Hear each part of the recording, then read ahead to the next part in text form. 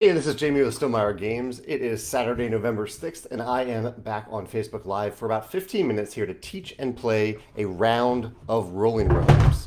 A round of Rolling Realms, this is our new game here. It's a roll and write game that's infinitely scalable and can be played remotely. Infinitely scalable if you have enough copies to play 6 players out of the box. In Rolling Realms, one player will roll 2 dice, and then all players will use one of those dice in one of their 3 realms. All players have the same 3 realm cards they're using each round. And then they'll use the other die in one of their other realms. And then, if possible, if they use some resources, they can create a 3rd die or even a 4th die at the right point in the game to use in a different realm. With the overarching rule being that you can't use the same realm in the same turn. Yeah, so I'm going to explain how these 3 realms work, and then we'll jump in and start playing. And also, I should note that I've been playing round by round on YouTube Live over the last 2 rounds for this game. Here's my score so far for this game. But Facebook Live is just easier to use, I have to say. So I'm back on Facebook Live. Hopefully that's okay with you. Feel free to comment here if you have any questions or just want to chat about Rolling Realms and to let me know what numbers you want me to roll. So in the first realm, Tapestry. So in Tapestry, you're going to use one of the dice and you'll put the corresponding shape matching the number of that die somewhere in this grid. You can see that some squares are already filled in. You can't mark over those squares. You can't extend outside of the grid. You have to put the full shape somewhere inside this grid. You cross off or like scratch off the cells for the shape that you choose based on the number. And then if you complete a big square, you get the resource shown behind that square. In Rolling Realms, you're trying to earn stars. As you can see, you can earn 6 stars from this realm. You get them by completing columns and rows. In Between Two Castles, looks like Tom and Joshua are joining us so far today. That's awesome.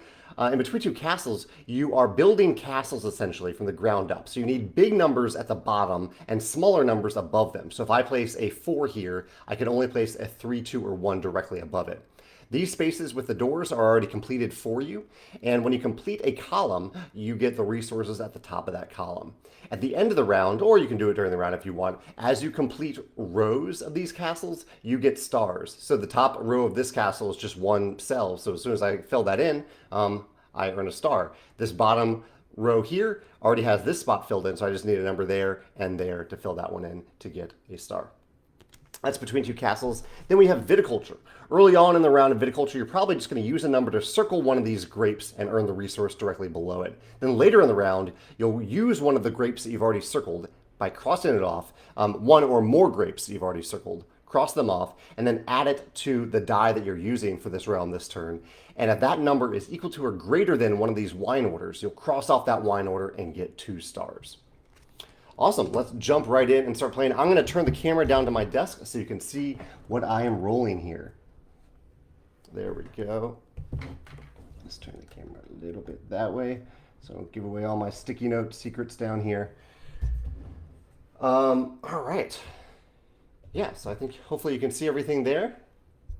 I know I'm showing way more of this side of my desk than necessary, but yeah, that's what we're doing today. All right, roll number 1. Double 4s. That's actually what I had before I rolled. Double 4s. Doubles are nice because if you have 2 hearts, one of the things you can do with 2 or with hearts, but 2 hearts specifically, is that you can copy one of the dice if you've rolled a pair. But I don't have 2 hearts right now. That's going to be a little tough to get. I like the 4 in Tapestry though for sure. Between Two Castles has 10 spaces to fill in, so I really need to do something there every turn because we only have 9 turns to work with. And Viticulture is also nice too. All right, I think I can do this. Let's do this. Let's circle the 4 here, which gives me a heart from Viticulture. In Tapestry, I'm going to try to complete a cell that has a heart in it, so that I can get another heart and use this doubles thing. So I'll fill in that one, that one, that one, and that one. So I'm using the 4 shape to fill that in and get another heart. And then right away, I'm going to cross off 2 hearts to copy and gain another 4. And I'll use that for, where should I use that for? Let's put it right here. All right, turn 2. Feel free to pause if I ever go too fast here or just ask me to slow down. I'm happy to do that. 2 and a 1. So we have a 2 and a 1 here. So I could complete this column in between two castles if I want. Two, I want big numbers really in Tapestry at the beginning of the game, so 2 and 1 aren't great over there. Let's throw a 2 over here in Viticulture and get a coin. And let's put the 1 over here between two castles and get a heart and a coin. I could use, so coins, you can use X number of coins to create a die of that value. So I could use like 2 coins to create a 2 value die. I don't know if that's all that beneficial in Tapestry right now, so I'm not going to do that. And again, I can't use that I can't use 2 coins by themselves to create a die and use that new die in a realm that I've already used this round. That's the rule of the game. Hey, George, thanks for joining us today. Thanks for your feedback about Tapestry this week, or your ideas. A 3 and a 4. Another good example roll here, because if you have dice that add up to 7, you can use 2 coins to copy one of those dice. I do have 2 coins, so I might be doing that this turn. Again, 4 is pretty helpful in Tapestry, so I might use that over in Tapestry. 3 could be good to use over in Viticulture, and then maybe copy it using the 2 coins. Let's do that. Let's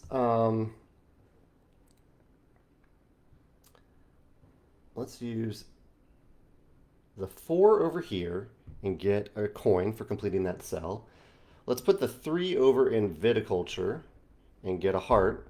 And let's use 2 coins to gain another 4, and we'll put it in between 2 castles. Let's put that 4 right here. All right, turn 4. How are y'all doing so far?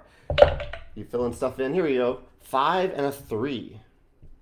5 and a 3. 5 is a nice big shape to potentially use in Tapestry, to see if there's a good spot for that. It's a kind of also an odd and awkward shape to use in Tapestry, but that's how 5s work.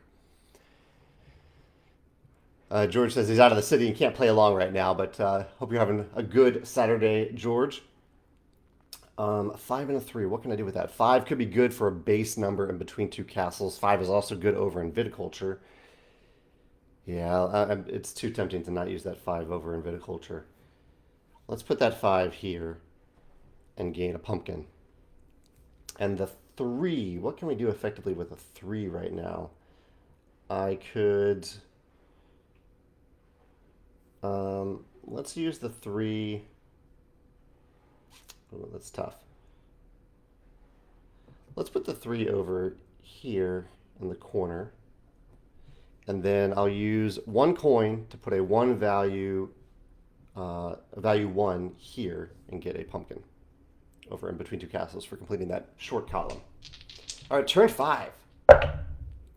We have another 2 and a 1. A 2 and a 1. We had that. So here's the numbers that we have so far. We had that 2 and the 1 a little earlier. Low numbers are good for between 2 castles. Not great for Tapestry. Also not great for Viticulture. But let's put the 1 over here in Viticulture and get a coin. Let's put the 2 over here in Tapestry and get a pumpkin. And we'll use that coin to make a 1 value die to complete this column in between 2 castles, which gets 2 hearts. At some point in the game, I do have 3 pumpkins now, and the nice thing that 3 pumpkins can do, pumpkins can't create dice, but they can manipulate dice. And with 3 pumpkins specifically, it lets you break the rule of only using a realm once per turn. Hey, Tim is joining us too. Hey, Tim, I hope you're doing well. Having a good weekend over in Indiana. A 3 and a 1, another low roll. I need big, we haven't seen a 6 yet. I want a big 6 over in Tapestry. A 3 and a 1. I think I'll put the 3 in between 2 castles.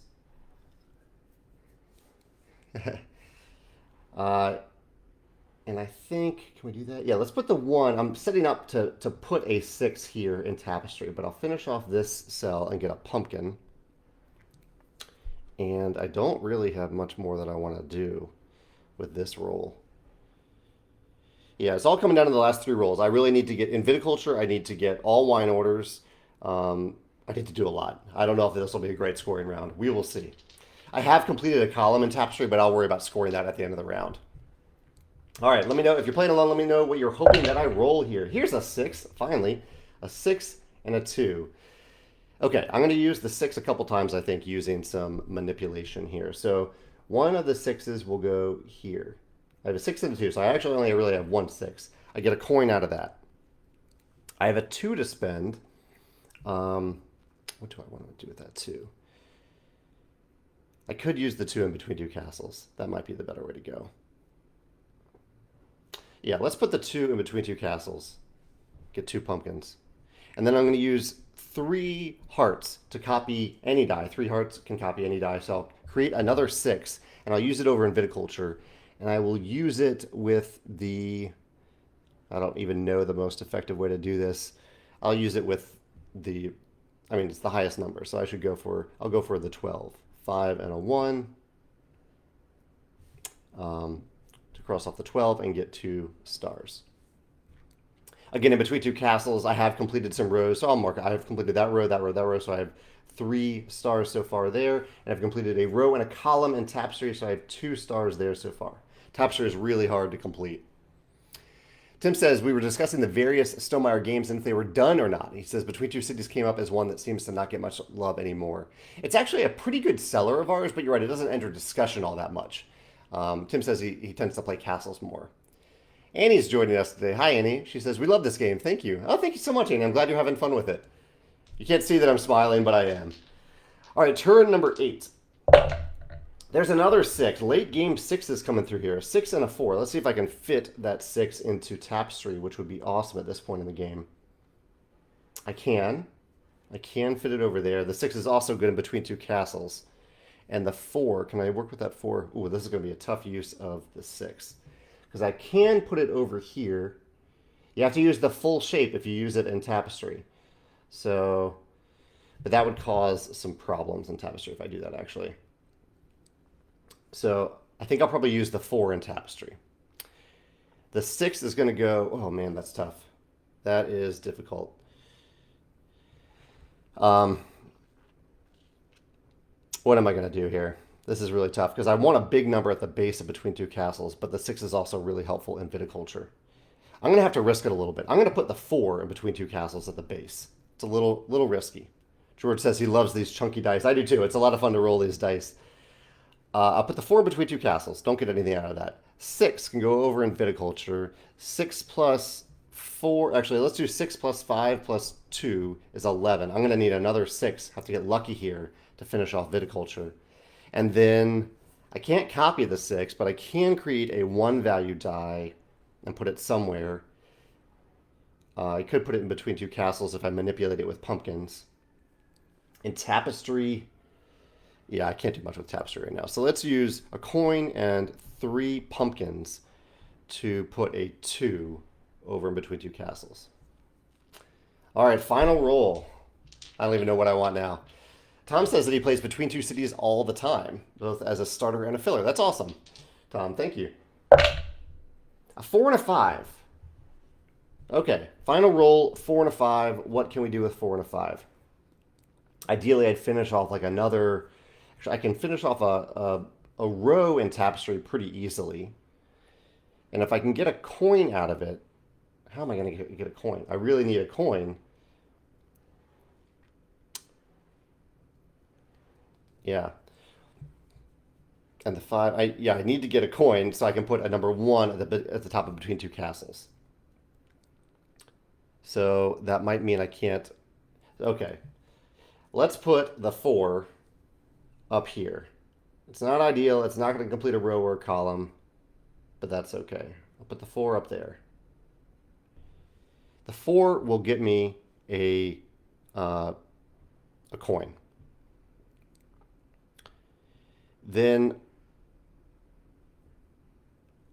I'll use that coin as a 1-value die over here between 2 castles, which gets me 2 more coins. I haven't used the 5 yet. 5 plus... Oh, I'm going to be so close here. This is too bad that I don't have a few more pumpkins. Because I need a pumpkin to manipulate this 5 into a 6. 2 pumpkins, manipulate that 5 into a 6. I add it to the 4 to get my 5th and 6th stars from Viticulture. I've completed Between Two Castles. I don't often do that, so I'm happy about that. And I have 2 coins left over. I wonder if I could have done Tapestry a little differently to complete... No, yeah, there was no hope for Tapestry at that point. So I have 2 coins that I could spend in Tapestry, but I can't. The best I could get is a heart out of that. and I can't do anything with 2 hearts. So extra resources at the end of the round are 0.1 points. So let me turn that up. And so if you can't use resources to get stars, you might as well just leave them sitting there at the end of the round. So I think I've done everything I can here for Tapestry. Unfortunately, fell well short in Tapestry this round. I'm trying to see if there's anything I'm missing here, but I don't think there is over here in Tapestry. So I'm ending up with a score of 14.4, which isn't too bad. So you can see how my realms ended up. Here's my final Tapestry realm there. Let's see if I can get it to focus. There we go. Only 2 stars in Tapestry. That's embarrassing. Between 2 castles. Tom says he always struggles with Tapestry too. And then Viticulture. Little plug for Tapestry while we're at it. I am in the process of announcing what's in Tapestry Arts and Architecture, the new expansion for Tapestry, the real game. And so here's my final score for this round. What is that? That's 34.4. 34.8, 48.8 for the game. That's not too bad. I'm happy with that. Yeah, a score of like 50 is really, really good. So I'm pushing 50 there. Thank you all for playing along or just even hanging out with me today. This is always fun for me to do, and I hope you enjoy the rest of your weekend. Joshua says he got a 12.4. He needed 1 more pumpkin to finish Viticulture. So close there, Joshua. Very, very close. But yeah, I'll go ahead and post this on YouTube. If you have any other questions or comments or scores, you can do that over on YouTube. That's where I'll see those comments. Take care. Have a great weekend and a great day. Tim says he's pumped for Arts and Architecture. Come on, December. It's coming soon. And Tom says he's also enjoying it with enjoying the Arts and Architecture group that details that he's seeing. I appreciate that passion, that enthusiasm. That means a lot to me. It's fun to feel that when I'm doing these design diary posts. All right. Take care. Have a great day. I'll see y'all later. Bye.